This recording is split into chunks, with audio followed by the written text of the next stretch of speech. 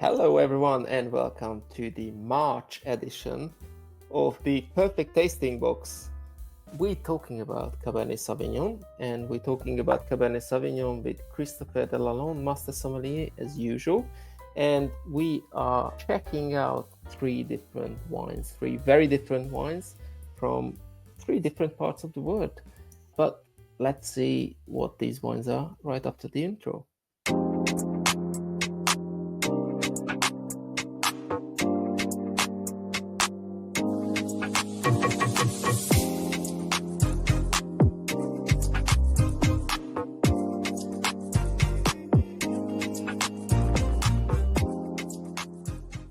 Hello, Chris. Welcome back. Csaba. Hello, everyone. Welcome to the March show. We have some good fun ones to talk about. Yes, Cabernet Sauvignon. Cabernet Sauvignon. Just the name tells you everything. Cabernet and Sauvignon. So basically, a red variety naturally blended in the field as an accident with Sauvignon, and that's exactly what happened. I'm not quite sure on the data when it comes to the dates of such mutation. It's about 300, 400 years old. And exactly, they actually mutated Cabernet as such and Sauvignon to create what we now call the Cabernet Sauvignon, one of those robust, amazing, thick skin grape variety, one of the most planted grape variety in the world, believe it or not, as it's basically thrive in cooler climate like deep soil. Doesn't really like water. It likes a little bit of drought. It doesn't like to have his feet in the water for sure, but makes a fantastic structured wine that can age for decade, literally from decade. Nowadays, with global warming, well, eventually we'll talk about that in a minute, but it's still one of those grape variety that dominates very much the world of planting. Even though once more another angle is the red wine drinking, funny enough, has actually quite shrunk dramatically over the last couple of years, I believe. And I'm doing some data right now within my business to try to understand how much is it. For sure, when I started about 3 years ago, it was 2%. We were 2% more white than we were red. And I will find out actually tomorrow when I've got all the information coming, and we'll compute the data. But actually, could be much more than that nowadays. Anyway, so we moved from Australia. So yeah, the sort of crescendo we go Australia, we'll go South Africa, and then so we move kind of northward, and then we finish with Bordeaux. So the entry wine as such, it's Fierce 3. Why? Because it's come from the Miranda estate in South Australia. It's a small estate, about what they say is about 100 acres, so about 48 hectares. Our vine started very early, in the early 40s. I think it's late 30s, 38, 39. Italian pioneer left Europe to go to Australia, landed in South Australia, and just did what they did back home, basically planted some vines, and then carried on their legacy. Wanted to establish, those vines, those vineyards, those plant, working as viticulized and vigneron as such in this beautiful new land, and managed to do very very well indeed. Actually, then moved on to a second generation, which carried on and work harder without really going too far. And then this second generation had actually three daughters. So one is the general manager, one is the winemaker, and one is the marketing manager. So hence the fierce tree. And if you go to the website, you understand they look quite fierce indeed. So this is not under. I mean, the laws in Australia are a bit like everywhere in the world. If you put Cabernet Sauvignon on the label, it doesn't mean that it's 100%. It's up to 85%. So I couldn't really find out, but on the taste profile, I think there's a little bit of Syrah just on the backbone because it's quite savory. 2020 screw cap. I mean, no, look, you open let it breathe a bit. It's quite reduced. I mean, that bottle I had was a little bit reductive, which is a good thing. Screw cap can do that to a bottle of wine in general. It can happen. Shake it up. Don't scare, or even decant it. Last glass where good and deep color. It has everything you look for. It's very forward, beautiful fruit. It's quite jammed. Obviously, it's ripe. It has those characteristics, a little bit minty, a little bit sagey, palate, taut, precise, good acidity. Again, the savoriness comes forward, good fruit and structure. I think it's 14 on the label. Yes, It is 14. 14, yeah. It's 14 on the label. I think it's. I don't think it is. I think it's more. Well, look, I don't know. Yeah. I wouldn't really maintain that, but I think it's a bit lower than 14, or at least the one is made in a way that the fruit really takes over the alcohol. You don't really feel that. But also remember that I tend to drink and test my wine cooler. And Yeah. so the fruit comes out and you don't have the alcohol. If you would be the opposite, warmer, the alcohol would tend to raise. Good wine. There's no issue about that. And then we move on. I think even the last video we talked about this as well, Yeah, no? different cuvées. Different cuvee, but from the same Cuvées, exactly. guys. Yes. Yeah. But Grangehurst 2009. So it's funny because on that label they put actually the blend Cabernet Sauvignon and Merlot. Again, in South Africa, if you would state one single gravity on the label, it means that you have to have a minimum of certain percentage of it. Same thing Yeah. if you would say it's from Stellenbosch or Swartland or a specific vineyard or a specific land, then it's growing up basically. If you say, oh, it's from that vineyard, it has to be 100% of that vineyard. But if you say it's Swartland, for example, it has to be 85 or 90% of Swartland. You can have 10% coming from a different. I mean, it's all the laws in different countries that are set in a way to sort of help a little bit. In Europe, it's much tighter, much tighter. Otherwise, you will completely lose the appellation system. Anyway, so this is an estate, 70 years of spanning history. When Betty and Eddie, basically the Walker family from the UK, from Essex, I believe, left in the 50s to South Africa, first in Cape Town, and then they found this little grange, like literally a little spot in the middle of nowhere. And they're coming from a village in Essex called Hurst. And what they bought was a grange, so it became Grangehurst, basically. Made it their house, made it their home, made it their business, and then they had a son, and the son basically revolutionized everything. Brilliant winemaker, brilliant mind, hard worker, and then took basically that small space and then blown it to what is now Grangehurst, a highly regarded estate in South Africa that makes stunning wines. I think we've had about 3 or 4 vintages in a row of that cuvee, and they always kind of show precision, freshness. I mean, my tasting notes, because I tasted that earlier on this week. So deep ruby core. So well, you expect that from a sort of young-ish wine, even though you imagine that '09 is already 15 years old. But the way he brewed his wine is very much about aging. It's about really giving.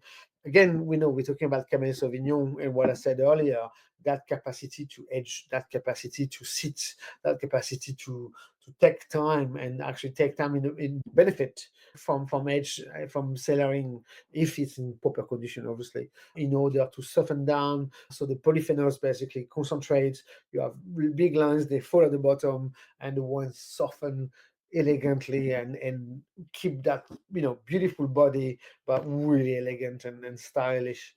It's not a forward in rugby. It's more a ballet dancer, if I may use that analogy. That's a new one. Anyway, I never heard this I'm going before, to but the that's crunch, really, so it's all about Six Nations anyway. Okay, let's move that around. But you've got that sort of that opened forward nose that comes really with a lot of dark fruit. You got the cassis, which is classic from Cabernet Sauvignon, the blueberry, blackberries, plum, definitely some sort of ripe stone fruits like the plums, the blue plums potentially, a lot of spices because of the oak treatment, brush, forest floor, bit of graphite, again, an element that delivers with a bit of edge, and then sort of plow earthy. It has that sort of combination of earth, fruits, dark fruits, spices. It's very enticing. It's very New World. Don't get me wrong. There is a rightness to it that I wouldn't say it's very much South African, but you feel that there is. I mean, this is 14 and a half alcohol. And even though you don't really feel it on the nose, you have that extra dimension, extra power that potentially would, drive your tasting buds to, is it European? Seems a bit, maybe a bit too powerful to be I, so. I think, to be honest, from the peers, you were very much in New World. Now you are with the South African one. You are very much in between the two, and then when we move to the next one, then you will see. No, but again, we know we're coming back to the estate itself. I mean, Mike has really taken that Grange and that small farm into a work functional winery, because he's been doing learning the ropes, right, left, and center. So he's really kind of taken a lot of informations and skills across, not to over stomp his footprint. He really works Yeah. with the fruit he has. It comes from a lot of the different mountain side, so it's cool climate vineyards. They come with a sort of elegant food quality, and it doesn't go crazy with the oak nor the extraction, and therefore the wines are that sort of element of a place, but with respect of Yeah. of the quality of food. And therefore you really, it does translate into the wine with that element of class. I mean, whatever you want to say, these wines transpire a very clever winemaking, that even though you would argue that you want a wine from South Africa to taste like South Africa, and he would say, yes, it does. But on the other hand, he has an element of almost worldwide, because there is class. It's not exactly completely stamped. It's not completely obvious on blind tasting that is from South Africa. It has just too much. It's very stylish, very elegant, sort of femininity to it, even though maybe it's not the right word, to be honest.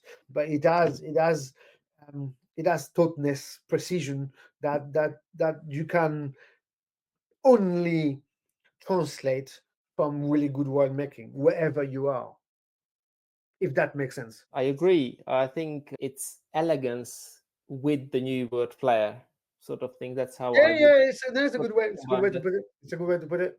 Because again, on the planet, on the palate, you will have that sort of ripe, juicy classics, so the black currant, red currant, crushed blackberry, blue plums, and then more spices that really kind of elevate the sense of ripeness, sense of place, sense of warmth that South Africa, and definitely that part of the world, can bring to the fruit itself. Even though we call it New World, but Africa as a continent is as old as everything else on the Yeah. planet. As such, even though we only started to produce wines there about 250 years ago, and I'm being quite generous, I think it's more about 200. But again, yeah, the medium weight, because it's not massively concentrated on a mid palate, with this beautiful drive from the acid structure and superb long finish on spices, elegant, soft tannins, really rounded, really kind of creamy. Even though they're there, they give you that sort of frame, but it's all very controlled. And as I said, it's really about clever winemaking, and making wines that can edge, that can be drinkable, that are very digestible, and super attractive. Yeah. So yeah, it's kudos to me. To me, And to me, it's kudos, big time. all his wines are very much in that sort of style, with the Yeah, yeah, sort of no, true. elegance, with the new wordy, Yeah, backbone. yeah, I mean, you treat a wine like this, you sort of serve it between 16 and 18, not too cold, not too warm. You open it up quite early if you can. If you've got larger glassware, just play with it. and then you match it with, sort of winter. We're still in, March, so if you have a bit of proteins, sort of, beef, Yeah. venison, games, whatever, it's from on the seasons, sort of stew kind of characteristics, it will work with rich flavor, put it that way. Yeah. On his own, I wouldn't recommend it. But again, strong cheeses, even though I'm not a big fan of red wine with cheeses, but strong cheeses will wonders, spicy in general. I had actually a dish which was extremely peppery. I mean, like Okay. really black pepper, because I love black Yeah. pepper. Anyways, long story short, so it was really, really peppery, and I really, really kind of stood up to it, and I just thought, wow, this is quite amazing how these wines as a capacity to just hold up to that warmth of pepper. Was really, So really, really great expression. what you're actually saying, if you screw up with your dish and put too much black pepper in it, just buy a bottle of this and then that's it. That's all good. Yeah, make sure that you have Advice from a master that's sommelier. when There you you go. screw up your cooking, you can actually just hide it.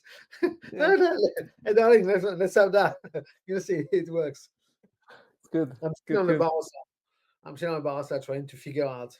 I just went back on the Barossa as well before. They incredibly different two wines.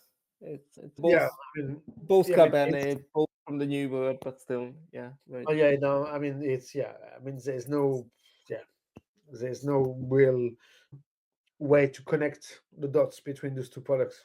Yeah, yeah, yeah, Yes, New exactly. World, yes, it's Cabernet blend a bit different, but the Cabernet Sauvignon really holds the fort as such. But yeah, we're not talking about the same product, the But same capacity. One is 2020, one is 2009, one is yeah, Cork, one is Crew Cab.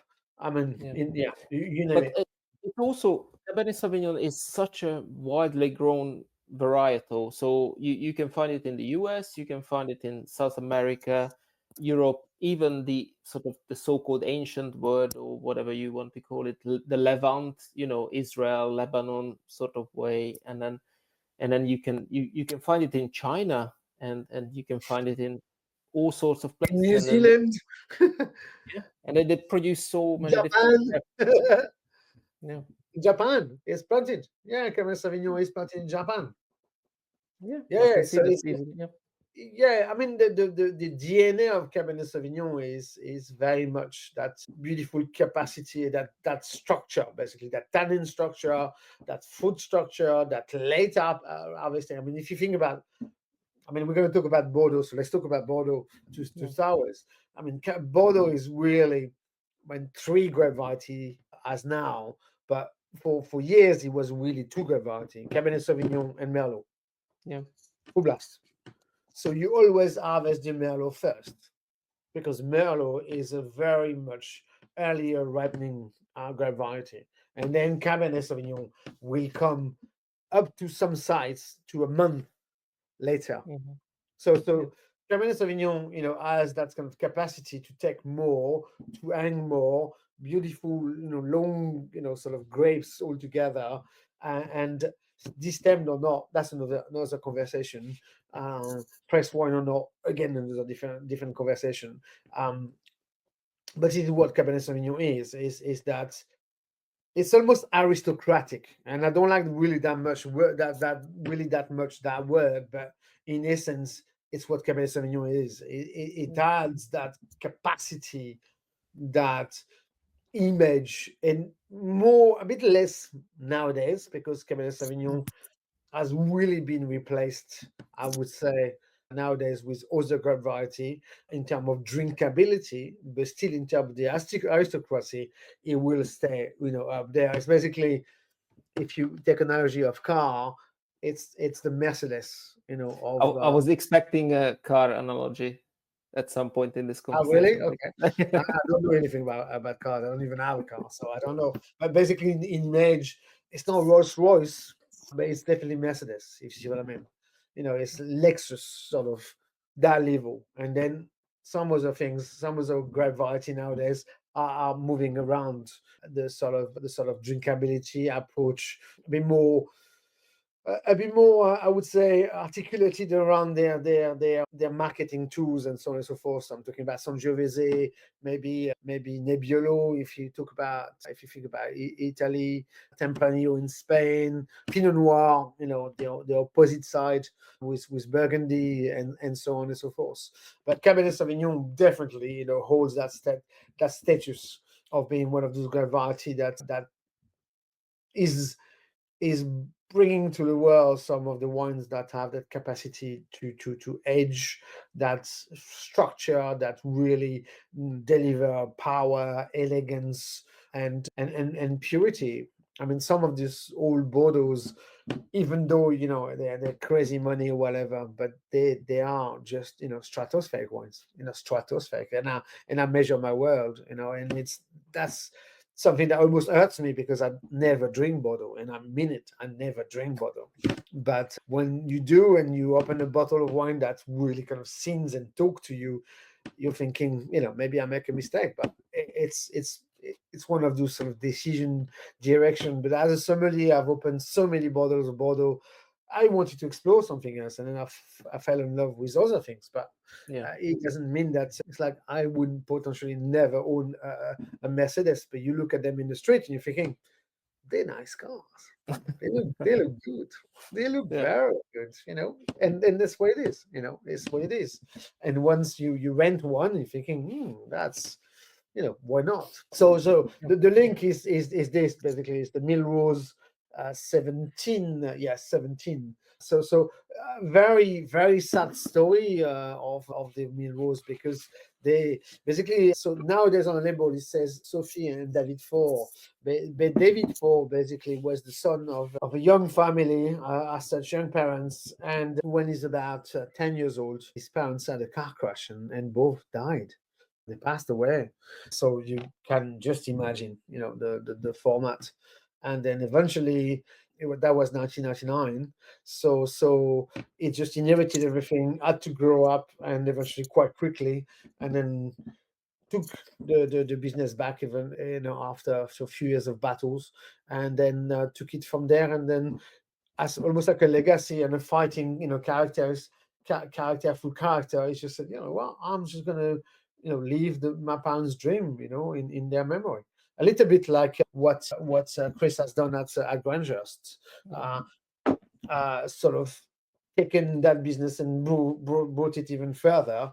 David Forbes basically had no much choice. Well, he could have sold the estate. I mean, the location is pretty up north in the Medoc, just beside of Putinsac. So it's very much like this. It's very hilly. It's really about where you are located. It's not big. Huh? I think about 10 hectare nowadays. So 10 hectare, 10,000 square meter. It's enough potentially to live off the land if you sell everything. But again, if you go into the commercial aspect of Bordeaux, Bordeaux is what, 3,600 chateaus. How many do we know, and how many do sell? And even though the sales nowadays are much, much, much, much lower, because for the same thing, people don't seem to drink that much Cabernet Sauvignon, even though it's all that status and that capacity to age, and the wines are of beautiful composure, and makes beautiful great wine, especially if you play with crescendo, like between friends you have two bottles between four. It's actually quite a good average, I would imagine. So you have something to start with, and then you move on to the Cabernet, especially if you, like me, are more of a red drinker. You start with something kind of soft and gentle, and then you move on to the big cab, even though I admittedly say that I don't drink Cabernet Sauvignon that often, and it's Yeah. a true statement. But anyway, on terms of what they do, so here it's a little bit more the classic blend of Bordeaux, because we've potentially all heard of Petit Verdot, Cabernet Franc, Carmenère, Malbec. All those varieties are originally from Bordeaux. Carmenère went to Chile. Malbec is also, well, it's Argentina nowadays, but originally also from the southwest, especially to Cahors, which was called the black wine in the 1970s. Yeah. But Malbec is very much around that peripheric of Bordeaux. After some sort of cleaning up really much, Cabernet Sauvignon remained. Cabernet Franc, some sites, if you think about Cheval Blanc or Figeac, which are, well, Figeac is Cabernet Sauvignon, even though it's Saint-Emilion, but Cabernet Franc is a big, big, big stake into Chateau Cheval Blanc, which is one of those massive, most famous estates classification in 1955. Even though nowadays they came out of the system and so on and so forth. But as grape variety as such, Petit Verdot is coming back slowly but surely because it's quite a taciturn, if I may use that expression, quite a rustic grape variety. But again, with global warming, it brings that sort of backbone. And if you look at labels, and I've been doing that over the last 5-6 years, it was 1%, then it was 3%, then it was 5%. Now it's 8% of Petit Verdot. And to me, it's music to my ear because I love the grape variety, even though, yes, to get it ripe, you really have to control it. You really have to work on it because, as I said, it's extremely grumpy. But when it works, it's like everything, it's just beauty. But the work for it is quite huge. So here in my notes, yes, it's about 70% Cabernet Sauvignon, then Merlot and Petit Verdot in that appellation. So it's Haut-Medoc. So you really, really up north after Pauillac. So where you got the lands, or what we call the land in French. Basically, it's a massive pine forest that really protects from all the winds coming from the Atlantic. So it protects the vine, but also regulates the temperature. So it doesn't really freeze too much, even though lately, again, global warming and disruption of the current has led to a lot of lead freeze as well as hail. You think about 14, you talk about 19, you think about 24, especially 24. So this year, where they had quite a lot of hail, it's very spotted, but when it comes, it takes everything off. It's like, bye, see you next year. When it comes to the vine and the fruit itself, just gone. You lose everything in 2 minutes, basically. What falls is that size. I mean, it's a bit smaller than a ping pong ball. It's so bloody hard. It just destroys. But it's not just the fruit. It's just the raw material, the wood and the leaves and the Mm. vine. Usually, according to when it happens, can recover. But yeah, it's very difficult. Very Mm. very difficult. Anyway, again, what I get from this wine, to me, I mean, the vintage 17 is one of those vintage that is just so forward. It was a very it was a tricky vintage. It was a tricky vintage. Let's admit it. But also one of the view of my job is it's when the vintages are complicated that you have to take decision, and sometimes hard decision, that you see really good winemakers because they will take the decision to work this way in the vineyards in order to mitigate the issues and to bring to the winery a food that is worse and of good quality. It's like a chef. If you buy from the market a duck that is half rotten, you're not going to get a great recipe out of it, whatever your cooking skills. Yeah. No, do you see what I mean? Again, this analogy. So as a winemaker, if your food comes and it's of good quality because you've taken some risk and it pays off, then exactly the rest just follows on without you having to work too much as hiding, adjusting from acidity, tannins, sugar, whatever, because in wineries loads of things can happen. And trust me, I won't go into depth of it, but I've seen things and you're like, oh, go to the California, you'll understand. Anyway, so exactly, you don't want to, like a chef, again, you have a beautiful piece of meat or not, and then you put too much spices just to hide a little bit that sort of rotten smell or flavors or whatever. Well, so in the winemaking is the same thing. You if you have that really good fruit to start with, you go gentle with the pressurage, you will gentle with the sort of brewing as such and the extraction of flavors, and then you go gentle with the oak. Maybe you reduce a little bit the new oak in order to have that sort of just oxido reduction, what we call, so that interaction from the outside, just to basically settle slowly. Then you blend and you bring everything back together and you make a wine that is digest, even though the word doesn't actually work in English. And I use it all the time, but it doesn't mean anything. But it's digestible, so easy to approach, very drinkable, and just quaffable as such. It would be the perfect translation, and that's exactly to me what Mille 17 is. It ticks all the boxes. It's soft, it's gentle, it has a beautiful food structure. So my tasting notes are pretty. I mean, they are pretty intense. There's not enough room, on the because there's so much thing to say. Cherries, crème de cassis, capsicum, black pepper, herbal and floral notes. All antiatrine come to mind with spices from oak and ripe tonality of fruit. I don't know. Maybe I've spoken too fast, as I sometimes do. Still tight, but from beautiful complexity and concentration. Yeah, again, I opened it and I tested straight away, and it was much, much better after half an hour, as usual. That kind of wines, give it some time. Exactly. Place 16, 18 Celsius, pull the cork out, test it, make sure it's fine, and then leave it to breathe, or just put it in a decanter, or even just bring big glasses to the table as well as, and you're on for a treat. It is absolutely delicious to me, and it's not because it's Bordeaux that I never drink. So finally an epiphany, or because it's French and chauvinism kicks in. It's just, as far as I'm concerned, the I know you're going to ask me. This is definitely the wine of the trilogy today. There's no question about it. The drinkability, the precision, the elegance. It's bloody delicious. It's in pure senses. Those three wines. We went 1, 2, 3. In quality is definitely 1, 2, and 2, 1, and 1, 2, and 1.5, and 2.5. You see what I mean?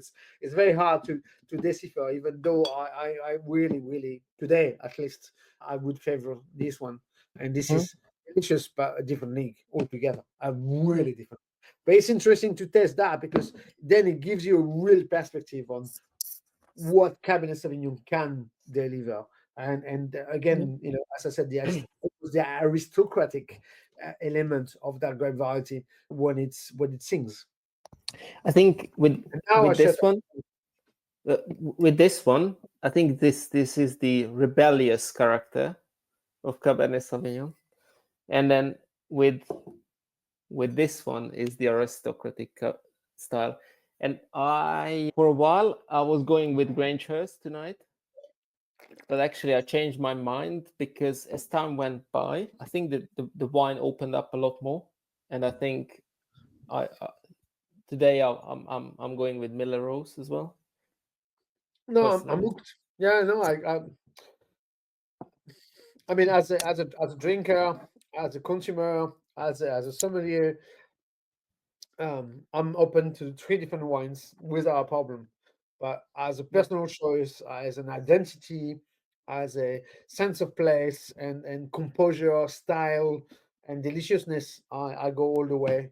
I'm still really, really hooked, and I love the Grangehurst. But this is, to me, really the one of the box, without that. Without that, it's just absolutely. I mean, the grape variety itself is supposed to be a Bordeaux varietal, so I suppose That's what they call, yeah. Bordeaux blend. Although again, with the tasting books as well, it's very difficult from 3 wines to actually understand what Cabernet Sauvignon can do, but at the same time, I think it does don't give even us. start. I mean, don't even start. It's a very fair point, Csaba. But exactly, in 3 wines, try to explain what Cabernet Sauvignon is and what it can bring to the table. It's nearly impossible. It's good snapshot. It's definitely a good glimpse of what 3 different countries, expression style, IDs, winemaking, peripheral, and so on, climatology, and you name it, can. But yeah, Cabernet Sauvignon has much more intricacity than that. And I mean, we're talking here about Haut-Medoc. You go next door to Potensac, which belong to the Delalonde family, so Deauville-Lascaz, and then you go down from Saint-Estèphe to Pauillac and those villages, and where Cabernet Sauvignon dominates by far, and you see different expression and capacity and aging and profile and so on and so forth. And yeah, you just wow. and then we're talking 100 kilometers back and from north to south. Yeah, so you're still in Bordeaux, and that's it. Yeah.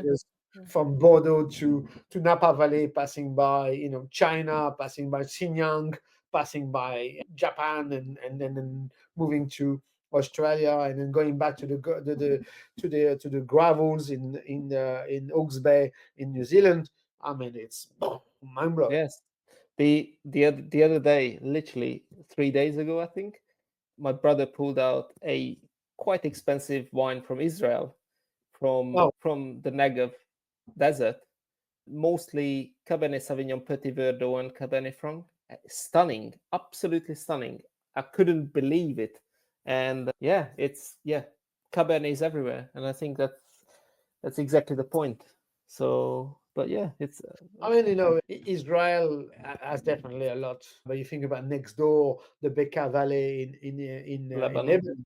You've got Cinsault, you've got Grenache, but Cabernet Sauvignon is the most great variety as well, because that's what was brought up by the European and tried to kind of work in this way. If you go to Syria, well, nowadays it's complete mess. But if I may use that expression, but so some of the vineyards there, because there is vineyards, it's Cabernet Sauvignon. You go to Turkey, there's a lot of Cabernet Sauvignon. The entire climatology works as well. I mean, of course, Cabernet Sauvignon thrive in oceanic / Mediterranean / because it works everywhere. It really, according to elevation, type of floor. The only thing that really Cabernet Sauvignon doesn't like, really, as I said, is having its feet in water. It likes dry land. It likes gravel. It likes clay. It likes that sort of soil that can retain a little bit of moisture, but doesn't have to have too much water, coming and just kind of dumping on its feet. So that's why in continental climate it also works well, as long as you don't have too much water. And continental climate is really warm summer and very cold winter. And Cabernet Sauvignon also loves that journal, because all the material in general, grapes or grape tree and varietal lacks the high journal, because that maintain the acidity, and also during the winter especially, all the material or the sap goes back into the root and sort of regenerate. It's a bit like us when we go to bed, basically. You go to bed for 4, 5, 6, 7 hours, whatever, and that basically just take everything away from you, regenerate your body, your energy, and then you get up, and then you're back on track, and so on and so forth. That's what the winter does to plants in general. But Cabernet Sauvignon is unique. It's unique, such as Pinot Noir is unique nowadays. You've got planting of Pinot Noir, very much everywhere in the world, or another great variety like Syrah. Yeah. You think about Syrah Northern Rhone, Syrah in South Australia, Syrah in India, Syrah in New Zealand, Syrah in the US, Syrah in Chile. Different expression, very different expression. Same variety, but different expression. Even though in Australia, albeit they call it Shiraz, but in essence, it's the same variety. But this is why you have to get TastingBOX, because you can taste exactly 3 different things, and then make your own view on based on what we say, and then comment. Tell us what you think. Are we? Is it right? Is it not right? Do you agree? Do you don't agree? We love to hear from you guys. Yeah, exactly. Well, with that said, I think Mille Rose win tonight for everyone.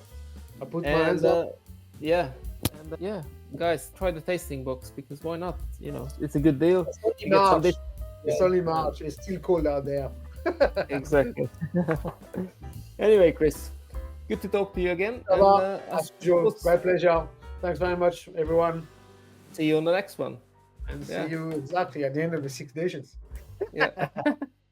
Okay, cool. See you later. Bye-bye. Good night.